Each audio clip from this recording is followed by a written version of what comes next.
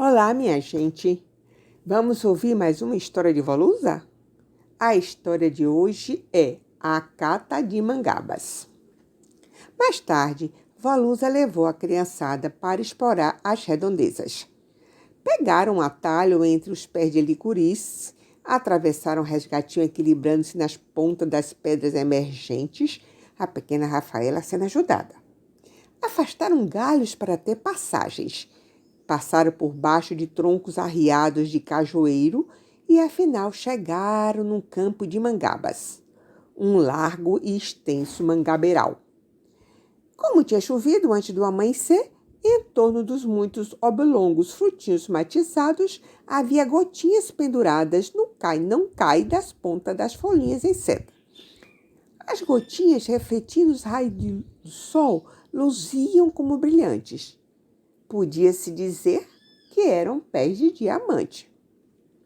O chão, embaixo de cada árvore, estava pontilhado com as mangabas para a festa da criançada, que de saquinhos na mão se pusera a catar os frutos. Comiam dois, guardavam um.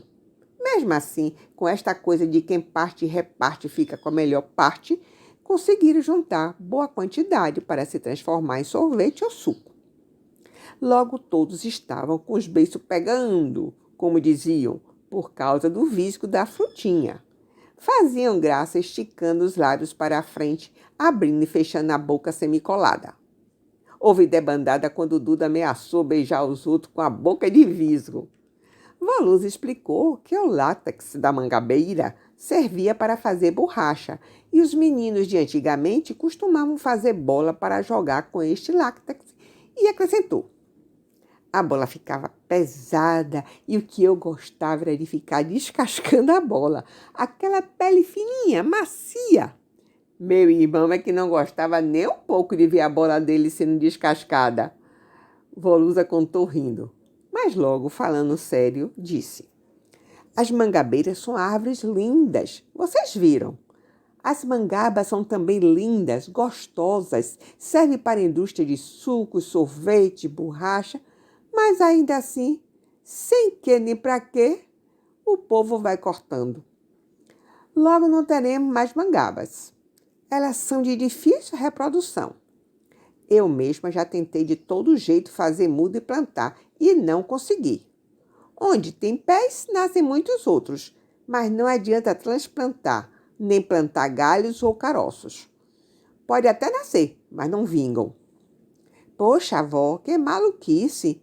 Bem que meu pai falou que os homens são loucos. Cortar uma árvore dessa? Comentou Janaína. Isso dá muito pano para as mangas.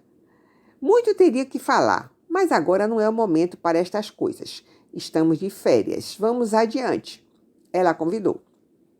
Adiante tinha um brejo, e no brejo tinha bichos estranhos, com longos bigodes a se arrastar pela lama da beiradinha. Pareciam peixes, mas praticamente andavam fora d'água. Que é isso? Matilde perguntou por todos. Ora, é apenas caboge, respondeu Murilo, orgulhoso do seu saber. Caboge? Exclamaram em coro. Sim, um peixinho cascudo, feio, que vive nos brejos e anda um bocado fora da água, na lama, à procura de comida. Murilo completou a explicação ainda mais orgulhoso. Vocês até parecem com meus colegas da escola que não conhecem nem gá, debicou. Ficaram ainda zanzando por ali, olhando uma coisa e outra.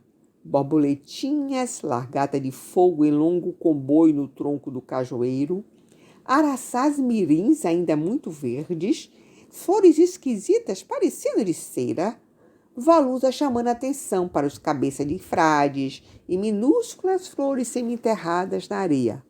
Alguns fungos, os diferentes formatos das folhas, os limos nas raízes de algumas plantas sob as pedras. O cheiro do mato, os vários tons de verde. Divertiam-se brincando na moita de malícias, também chamada de sensitivas, tocando as folhinhas para elas se fecharem, dizendo: fecha a porta, Maria, que mamãe já vem. Fecha a porta, Maria, que o boi já vem. Fecha a porta, Maria, para o ladrão não entrar. Nisto de brincar com as malícias, Rafaela viu uma planta com florezinha branca e já ia colocando a mão quando Janaína deu um tremendo berro. Não, Rafaela! Com susto, a menininha sapateou, virou estátua, mas se livrou da queimadura de cansanção. Vó Luz então disse que aquela era uma planta perigosa. Vocês precisam ter muito cuidado quando andar no mato. Não deve tocar em nada que não conheça e prestar muita atenção onde pisa. Basta esbarrar no cansanção para levar queimadura de fazer bolha. Só tem um remédio para aliviar. Eu sei, vovó, xixi! Interrompeu Mário, que já tinha sofrido queimadura de canção. Vixe, que nojento! Matilde disse com cara de nojo.